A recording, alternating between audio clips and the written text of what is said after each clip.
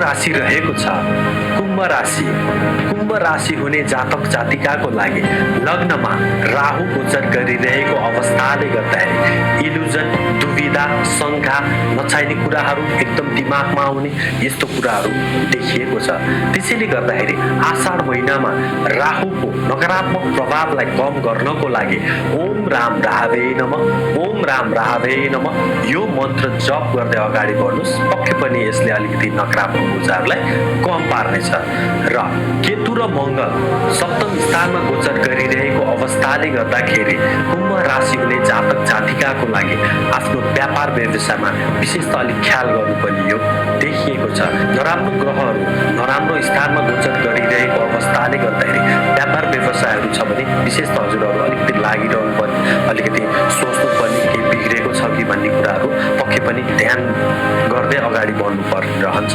र जीवन साथीसँग अलिकति दुश्मन अथवा मतभेदहरू, वैचारिक मतभेदहरू पनि बढ्ने भएको कारणले गर्दाखेरि यसको नकारात्मक प्रभावहरूलाई कम पार्नको लागि ओम केम केतवे नमः, ओम केम केतवे नमः यो मन्त्र जप गर्दै अगाडि बढ्नुहोस्। पक्कै पनि यसको नकारात्मक असरहरू कम पर्नेछ। र शुभ रहेको छ सूर्य, बुध र बृहस्पति पञ्चम स्थानमा गोचर गरिरहेको। यदि कुम्भ राशिहरू हुनुहुन्छ तपाईँ र तपाईँ विद्यार्थी वर्ग पढ्नुहुन्छ भने एकदम पढाइमा भने एकदम सोचे भन्दा पनि राम्रो सफलता हुने यो देखिएको छ।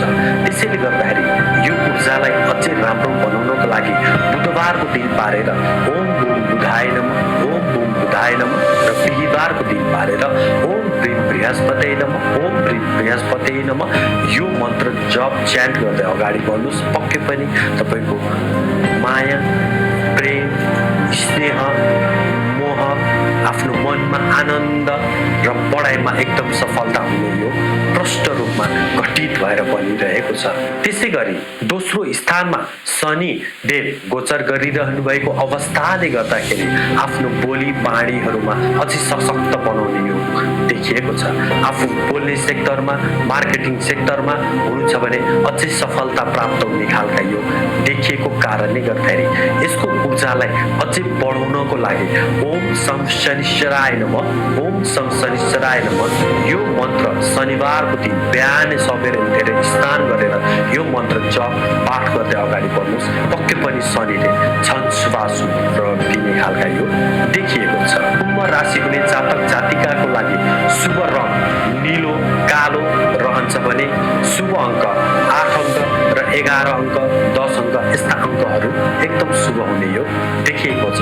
हजुरहरूको लागि शुभबार शनिबार रहेको छ।